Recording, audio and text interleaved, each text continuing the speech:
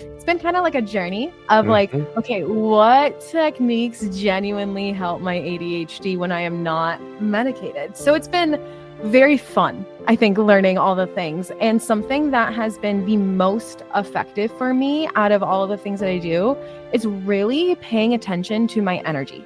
And we all know what time management is. We're all really focused on doing that, but not many people are focused on Welcome to everyone to another beautiful day and another beautiful podcast. Oh my, I can feel it in my bones. This is going to be a wonderful conversation. Look at that smile. If my was alive now, she says, when you smile, it's sunshine. That's what he would say. The wonderful Emily. And Emily, welcome today. Thank you for being on here. Oh, well, thank you so much. That little comment about my smile is so nice. What a fun way to start the conversation. Well, I say as it is, you have a beautiful smile. So unfortunately, listeners, if you're not watching the video version of this, you're missing the most wonderful smile. But don't worry, you're not going to miss the most wonderful conversation. So being here is the right place to be. And is that right, Emily? Yeah, I so agree. Yeah, definitely. So let's start. So Emily, just let us know what you do to help people in your business to be successful, no matter what that may be, and we'll go with the flow. Perfect. Well, I love that you said go with the flow because I am the founder of the Productivity Flow, all about going with the flow. So there we go. I am a certified productivity life coach and founder of the Productivity Flow. So what that really means is that I am focused on empowering self-employed women and overcoming different mindset hurdles, but also optimizing and systemizing their work from home life. So their habits, tools, routines, systems, all that kind of stuff. So that way they can, of course, boost productivity, but ultimately achieve greater work-life balance because I fully believe that we are, working to live, not living to work. Right. And as entrepreneurs, self-employed people, that can be really tough to do. So I help women really take their power back. Wow, that sounds amazing. She's been practicing that pitch over and over again because it was just too good to be true. Way too good to be true. But I respect it. I respect that, Emily. Lots of practice, for sure. I may have written it down once or twice, too. Yeah. But it was well done. I must have it. Concise and to the point. I like that. So, how did you get to this journey of just helping as many people as specifically as many women as you could by being productive with their tools, their mindset? And that's a lot as an undertaking, actually. That's a lot going on. So where did that start from? I feel like it kind of started in childhood, honestly.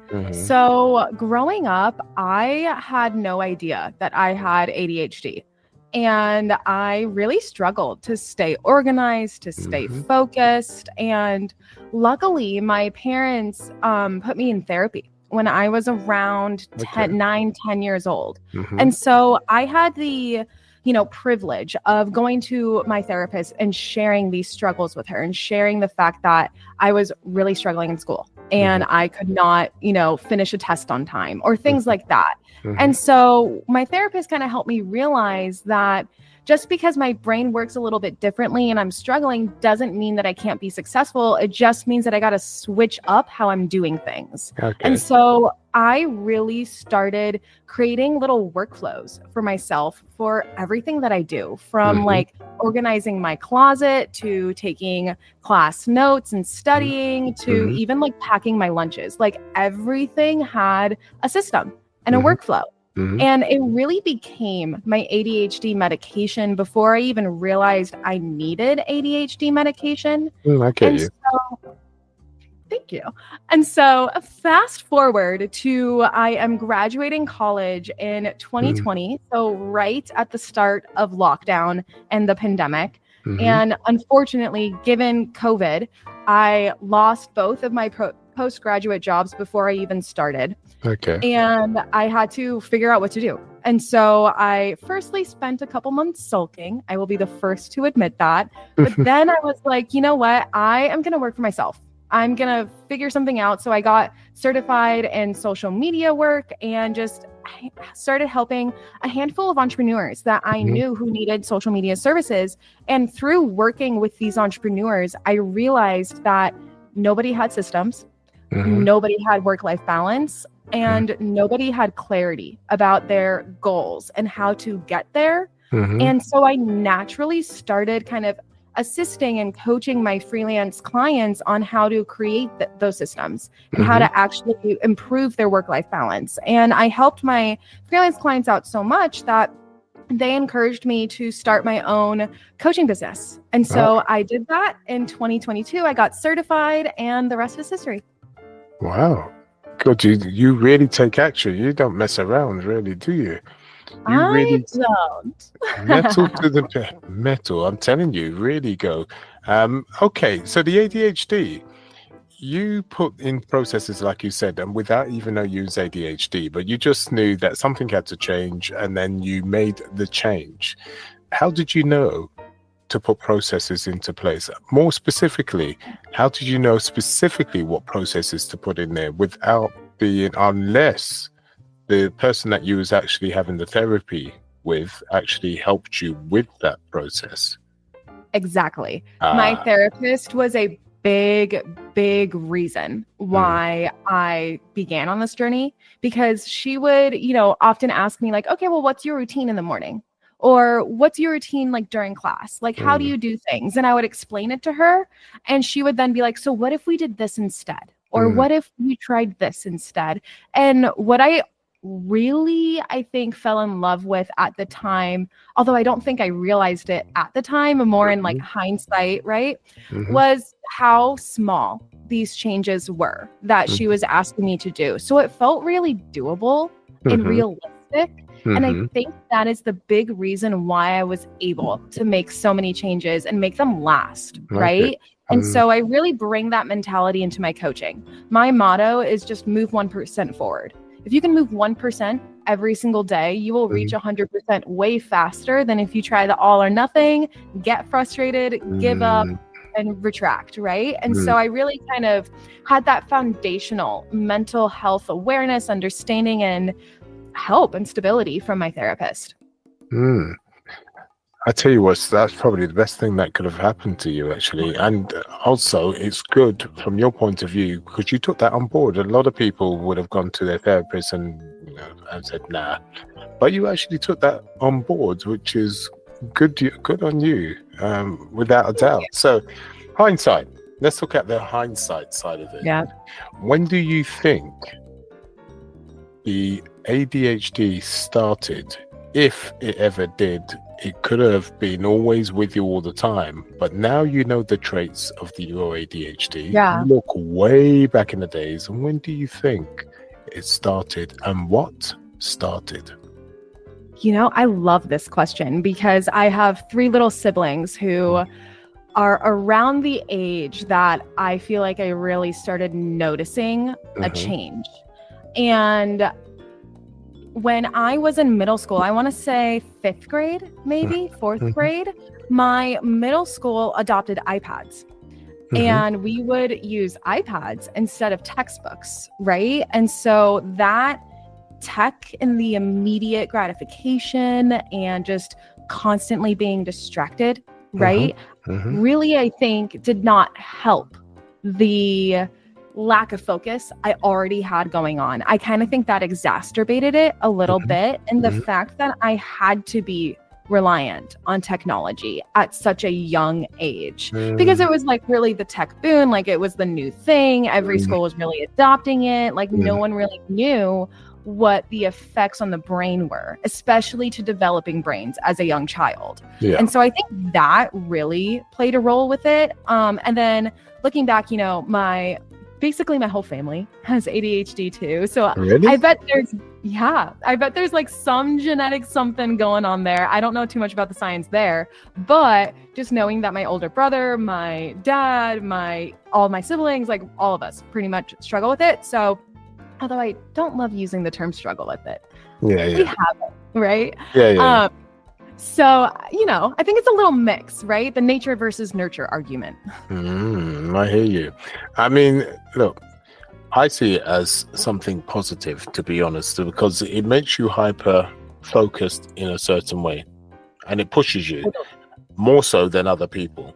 And if you use that, which you have in your business, you've used that for positivity within your business, and you thought, right, I'm going to roll with this. I'm very good at doing it in this way. Why not go with it and use what is positive and what's great in me? And it's given you great confidence because you've embraced who you are. You've embraced who you are and gone with it. It's given you the confidence to say, I've tried it once, I've tried it twice, I've tried it thrice. This works. So, don't knock what's not broken. Is that how you felt? Totally. No, I think it was like a big shift, honestly, happened probably after college, like before I officially started my coaching business. Was I realized growing up, I was really trying to fight against who I was. And it wasn't until I accepted and then learned to work with myself instead of fight against myself, right? Like learning. And then now I am just obsessed and so passionate about learning how the brain works and like, how do you change the brain? What does that mean for someone with ADHD or OCD or any other kind of neurodivergent thing going on? I really love learning that because I think the big hurdles that we all really face at the end of the day can be summed down to fighting against how we naturally work. Right. And so if we learn how we naturally work, create systems that align and match that, then guess what? Productivity is so much easier. Hitting your goals is so much easier. Maintaining your energy, doing all the things that you want to do will be a lot easier when you work with yourself. And that's like a big essence of my coaching as well. Yeah, because most people try to fight against that. And as I've said before, most people think they're broken too, which is quite sad, really. And because you think you're broken, then obviously in your mindset, you can't do anything. You are stuck and you cannot study. You cannot go to university. You cannot have a business. You cannot. And that's quite sad, really. And so this is why you try to flip that narrative and you try to change that and say, look, there's nothing wrong with you. You're just different and different is good. Yeah. And you know what? I would bet you're actually not that different. I think all of us really do hide some of these things that society kind of deems as like, oh, well, that's not normal. Well, who says? Like, you know what I mean? It's so funny that I'm bringing this up because my little siblings, I have 3 of them. One is 12 years old and then twins who are 10. And one of the 10-year-olds and the 12-year-old both have ADHD, but the other 10-year-old does not have ADHD. And so we look at him and we're like, oh, you're the abnormal one. You don't have ADHD. It's perception. So weird of you. Yeah, right? It's all about perception. You know? That's basically my point. Exactly. And so like taking that step back and actually asking yourself, like, am I truly alone in this? Probably not, because look at how many other people are struggling. Maybe I just need to communicate it more. Maybe I just need to open up and share about it a little bit more to find other people who are struggling the same as me. And then I won't feel so alone, you know? So I think there's like that misperception there too. So just give me one negative of ADHD from your point of view. Getting distracted so easily. I think that's definitely for me. Like if I do not have a decluttered space, a decluttered digital space, if I hear people talking or if there's like music going on, I will just be like, oh, squirrel, like what's that? That's me to a T. Yep, right? And so just like learning with that, creating a little bit of buffer time into your calendar and knowing like, okay, if I'm going to take an hour to do this, I'll create an hour and 15 in my calendar because I know myself. I know I'm just going to dart around a little bit. So work with it. Don't fight it. Like bring joy to it, right? Like make fun of yourself a little bit, just how I did. Totally. And now give me one positive of ADHD. Creativity, for sure. I think because I can think so fast sometimes. I can connect dots really quickly. And I'm a naturally very analytical person, right? But when I allow myself to kind of just think the way I think, I really can get so creative. And like, that's when like my best ideas arise. And so I definitely think it's about creativity. And with your ADHD, you was talking about thinking fast, but is it a situation you're always thinking fast, but it's like a merry-go-round, right? Up and down, super fast and super slow, then super fast, and how does that go?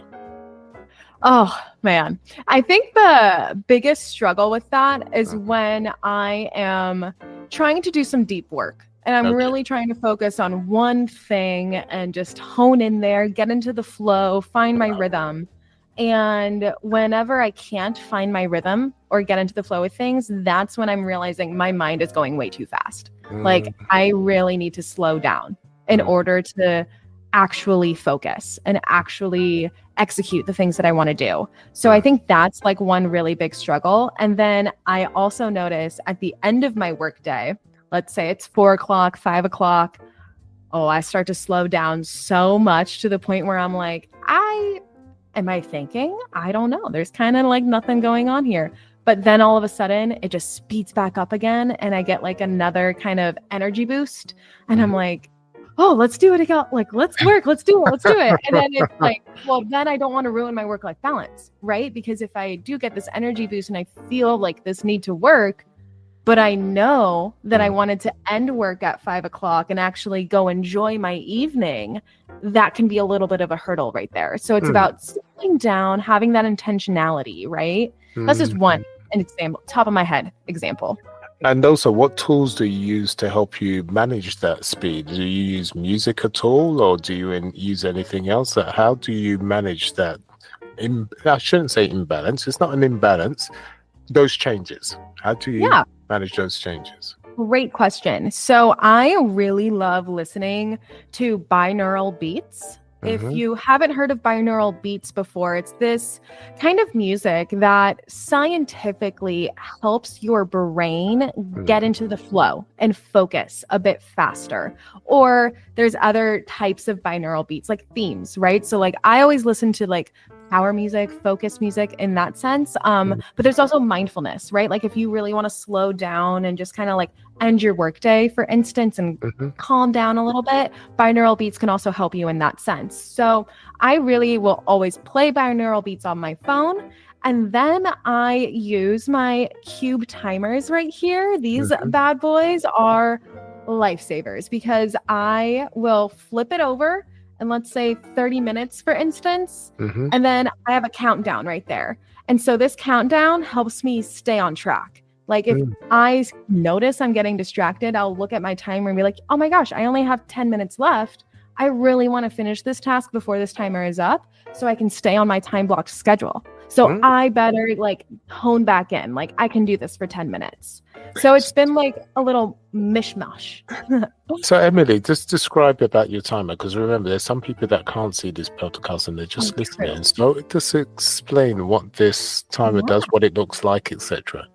Of course. So it's a little cube and all you do is flip it over, and you can flip it over on 4 different sides. And each side has a different duration. So for instance, this cube timer is 15 minutes, 20 minutes, 30 minutes, and 60 minutes. So I'll just flip it over. And then on the back end, it has a little countdown. So that way you know how much time you have left. And then I also have another cube timer that's only like 1 minute, 10 minutes, 5 minutes, and 3 minutes. So I'll often use them both at the same time. So like, let's say I set my 30-minute timer, maybe I'll then set my 10-minute timer, right? So then I can do 3 10-minute tasks back to back to back and stay on track. Wow. So it's just a really easy and super cheap, affordable way. There's like a bajillion on Amazon that you can get. And I love them. It's basically a way to do the Pomodoro technique and kind of customize that. That sounds amazing, actually. I may try that myself. Who knows? I may be a genius by the time I work with those. I could do with some focus for sure. So when it comes to tools, you've given us an amazing tool with it. I mean, I've never heard of that. So that's the first time I've come across it. Music has always been my thing all my life. It's how I've regulated myself. So I tend to use a lot of score music. And the reason why I use score music is because it's very expressive, just like it has to be, right? Because it's got to express what's happening on the screen. So I tend to use score music for many things, be that for chill out, be that for really racy, whatever. And that's always regulated me, and I still use it to this day. So I'm glad that I've heard that you use music to regulate you, to just help you just to focus in the way that you need to focus. So what other tools that you use to help with your ADHD? Yeah, well, I feel like a lot of my tools are kind of mindfulness tools too. So for a little bit of context, I did go on ADHD medication once I was officially diagnosed after I graduated college. But I didn't love the way it made me feel. And so I have been working to move off of my medication. And now I've been off of it for about a year or 2 years now. And so it's been kind of like a journey of like, okay, what techniques genuinely help my ADHD when I am not medicated? So it's been very fun, I think, learning all the things. And something that has been the most effective for me out of all of the things that I do is really paying attention to my energy. And we all know what time management is. We're all really focused on doing that. But not many people are focused on energy management, which arguably is more important and more effective than time management. And so what do I mean by that? I mean actually understanding your energy fluctuations and your patterns throughout the day, right? We've all heard of early bird gets the worm, and then like night owl. Those are chronotypes and basically describe your energy patterns. And so learning your energy will really help you align your energy with your work. So for instance, I know that I am the most energized before noon.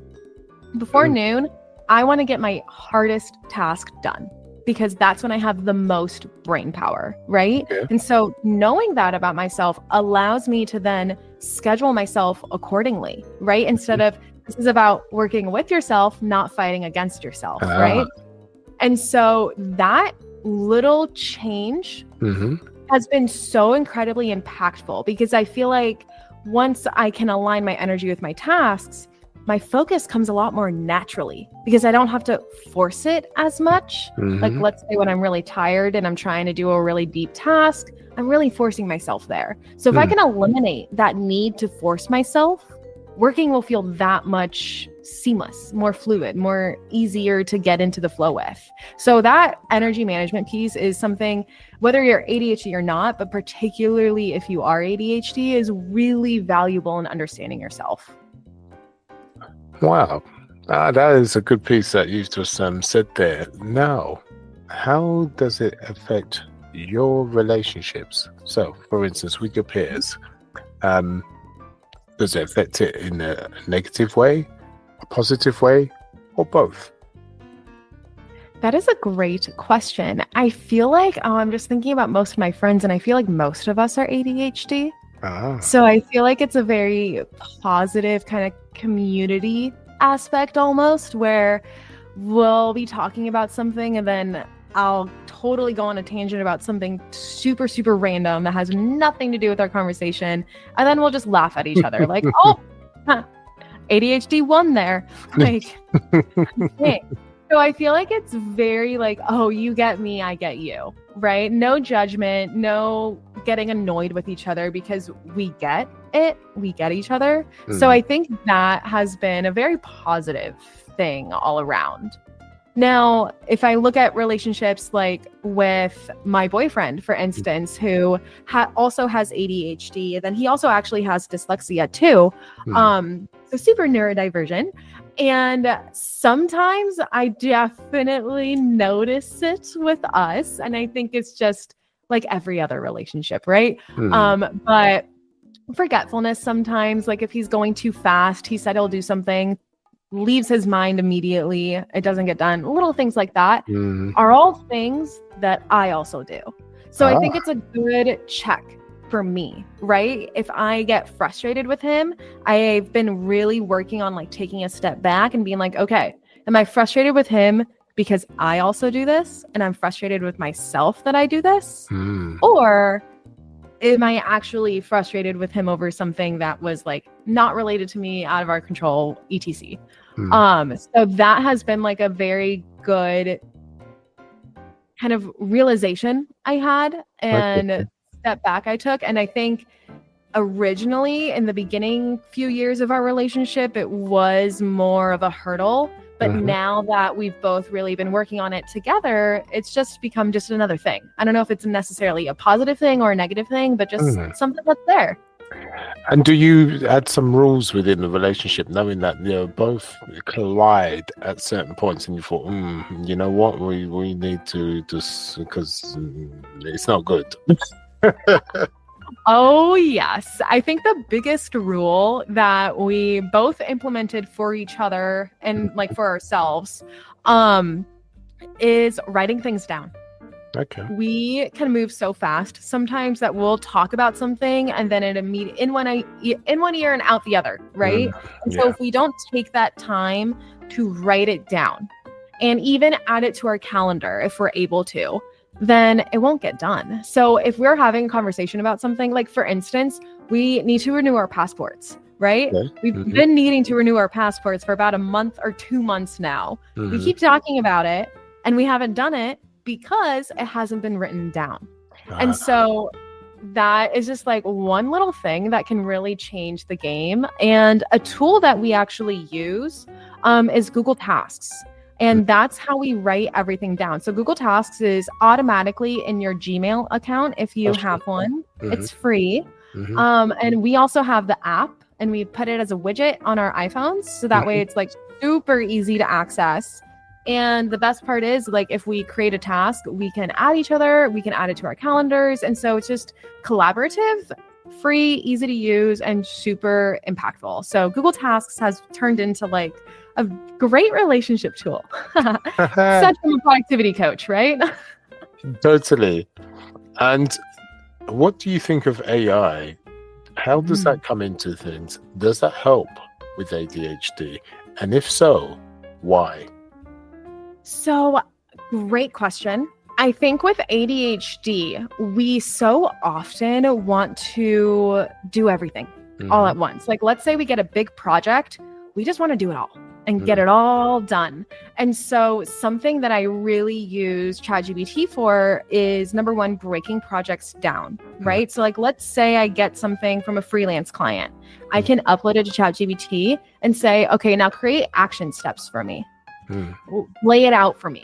What is the first thing I need to do? Second thing, third thing, create an action plan, right? So that's one really easy way to use ChatGPT that can kind of reduce that overwhelm. So then that way you only need to focus on each action step itself. So you're filtering everything out of all those huge paragraphs, and then you're asking it, put it in a list, please. Just tell me what I need to do, and bam. Exactly. Make it as easy as possible. So I think that is one really simple thing to implement with AI.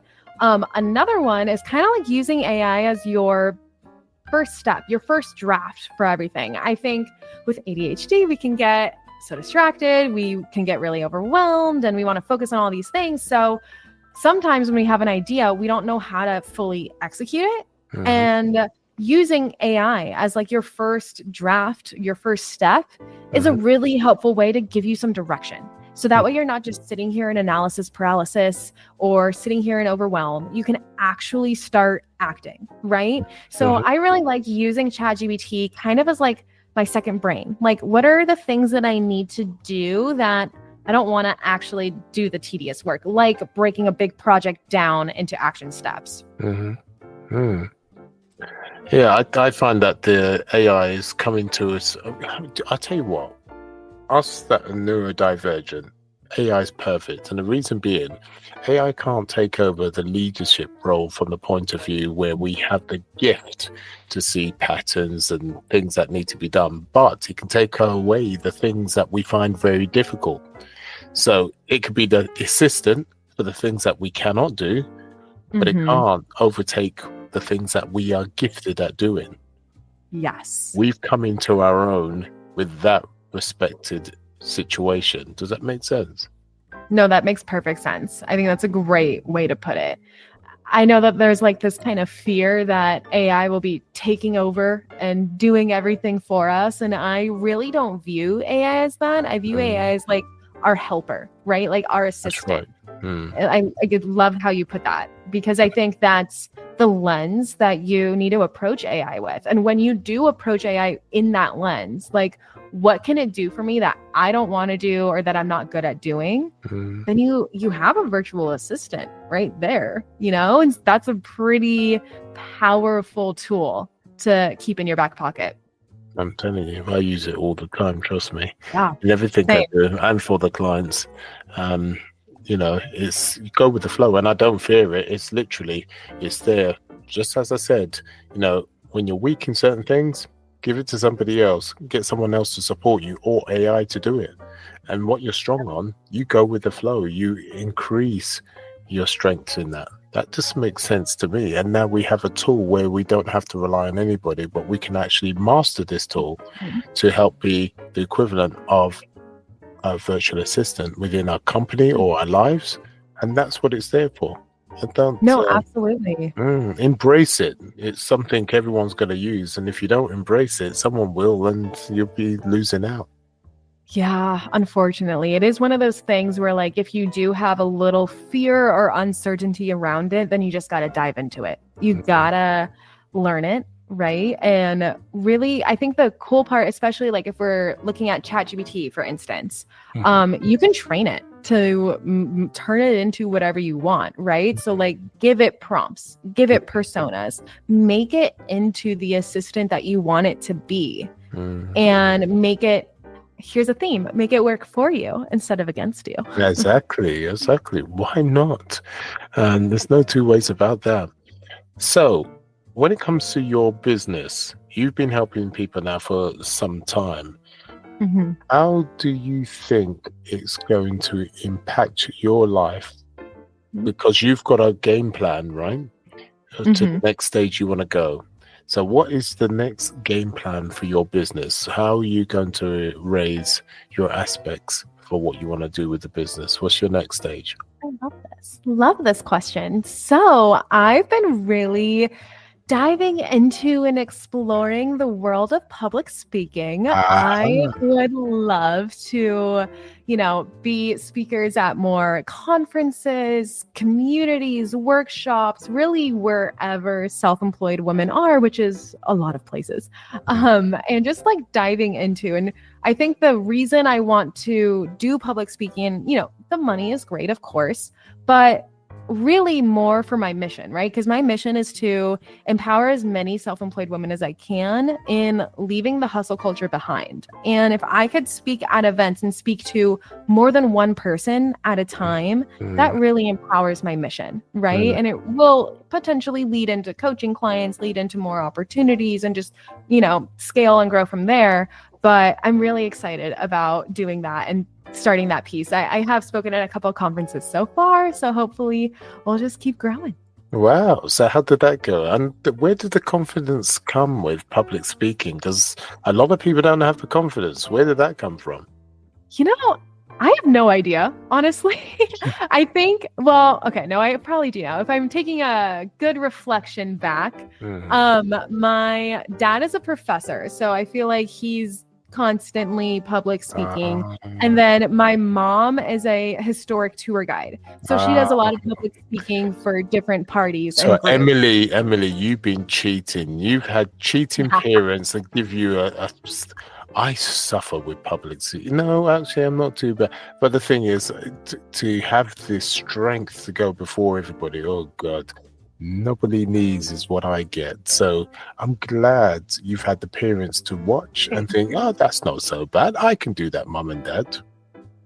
And I think a big kind of lesson for me was I remember being on a tour with my mom and she like messed up or did something and she kind of just laughed at herself and was like, oh, well, now you guys know I'm human, and like moved on. And everybody in the tour was like, loved her even there more. It is. That's due to your mother that empowers you with public speaking, because a lot of people have issues saying, what if I make a mistake? Everybody goes through that, right? And that's why people really fit, like me. I feel, what if I make a mistake? But because you saw your mother show you how to go forward, it's like, well, I've got nothing to lose really, because I am human and most people do make mistakes. And so she was, I don't know, you've had an unfair advantage. That's not fair at all. I mean, I will also say I did do a coaching program last year that helps me really empower my speaking and like actually create a good speech and learn how to pitch myself and like all of the business parts of speaking, because I only knew how to like stand up there, smile, and say some stuff. But how do I actually go and get into a conference? That's a whole different atmosphere right there. Yeah, exactly. And so I definitely think the coaching program really empowered me to turn it into a business and like actually make something of it. I totally attribute my parents, though, for giving me the confidence to even consider it and try it. Okay, now having ADHD, how has that helped you within your business and helped your clients with the skill set? And I'm going to call it a skill set of ADHD. It is a skill set, right? You've got a skill set of ADHD. So let's go a bit deeper within your business. How has that helped you imply what you need to help your clients? Well, I think the biggest way is that I get it. Right? Like I've been there. I've been in my clients' shoes. I really have personally experienced the hurdles that my clients go through. And like, I still experience a lot of the hurdles. It's just because I have all this knowledge and I know what to do doesn't mean I always do it. And so I think that relatability factor is a really big way for my clients to open up to me and to be more honest than if I didn't have ADHD and didn't fully understand what it's like being in their shoes, right? So that right there, that trust factor is what allows me to then coach them. Because if they don't trust me, if they don't fully, understand where I've been and how my situation can help them, then they're not going to come to me.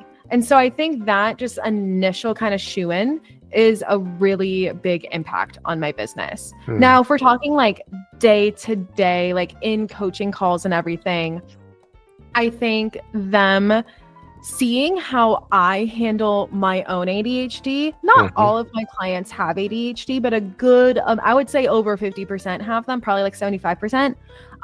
So when they can see like what I do personally and like how I make it work into my own work from home life and into my own business and really just offer like real examples, not that are in a book or in a podcast or anything that's not tailored to them, right? So that piece right there is also really, really valuable because people are like, I didn't know that was an option for me, or I didn't realize that I could do that. Like seeing you do it has allowed me to actually consider it. And so that is really huge to me. Yeah, I can see that big way. So just give us one other thing within the business where it helps. Yeah. So I think with my content creation, and whether that's social media content, my blog content, but I think just looking back and asking myself, like, what are my biggest hurdles with ADHD? Okay, let me talk about that. And like also kind of tapping into my ADHD a little bit. And if I, do go off on a side tangent or I allow it, and I ask myself like, oh, that's actually a really good topic. I know it's not related to this one right now, but let me go make a note of it so that way I can post it next week. And so just like having the creativity and the ability to like think about what has helped and what has hurt and being able to then put it down on paper or in a video is a huge part of my business, because content creation is definitely like one of my big lead generators. And so, yeah, I think just allowing the creativity and not getting annoyed with myself when I do dart and kind of leaning into it a little bit. You're enjoying yourself, Emily, aren't you? I am. You are. I'm all about having fun with it. If you can't have fun, then you shouldn't be doing it. Yeah, I think so. You found something that actually resonates with you as a person, and then at the same time it resonates with your clients, which is what you said earlier on. You said you're so good about this, Emily. Why don't you be a coach? And so early in your life, you found something that just works for you, keeps you happy. I mean, obviously you have your ups and downs. You know, it's not perfect all the time, but you know, you're in the ballpark, really.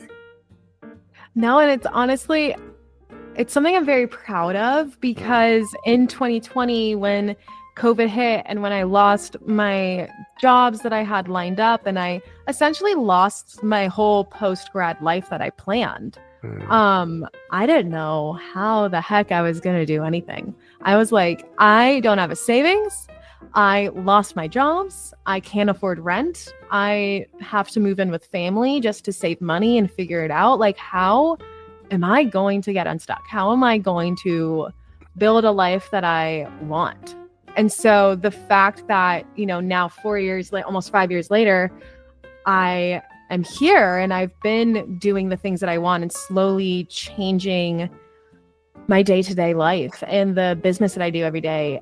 I'm very proud, because I easily could have gone the other way, and I could have sulked and I could have stayed stuck for a lot longer, and I didn't have to work for myself, but I really wanted to. And so I definitely take a look back and I do celebrate the wins, but I also acknowledge the lessons learned. And that's where the power lies. It's not so much the wins, but it's the lessons that need to be learned, because many lessons have got to be learned before you're successful. And it's accepting that. It's accepting that, and just accepting that's okay. It's okay to, you know, make a mistake. It's okay, you know, that you didn't do what needed to be done, because it's a stepping stones, little by little, and you become better and better. Is that how you feel?